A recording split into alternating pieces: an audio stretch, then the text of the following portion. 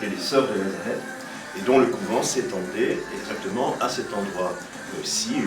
C'est un bloc assez important, et couvent qui a été déclaré inutile par Joseph II à la fin du XVIIIe siècle, et puis qui a été détruit à la Révolution française. Donc il ne nous reste que le nom de la rue, mais comme tu es au cœur de ce quartier, il fallait un jour ou l'autre que symboliquement, mais pour que tu n'en fasses pas un fromage non plus, nous venions t'expliquer pourquoi c'était la rue de Nazareth, et seul le curé de Nazareth pouvait concrétiser cela, je pense. C'est gentil, parfait, merci. Nous avons tous les deux au moins reçu une bonne leçon. Voilà.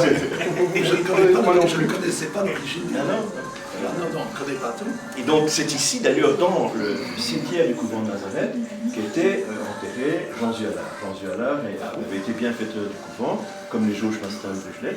Et donc sa pierre tombale se trouvait dans le cimetière, mais lorsqu'on a détruit le couvent, la pierre tombale a été transportée à l'église de Bouvigny, où elle a disparu dans les années 60, 70, concassée, on ne sait pas à l'occasion de quel travaux, malheureusement. Ah, quand on a en effet défait le cimetière qui était autour de l'église, donc elle se trouve quelque part à la rue de la Fontaine. Si on faisait des fouilles, c'est là dans le coin que c'est vrai, c'est intéressant une fois de le faire. Tout à fait. Ah bon? Oui.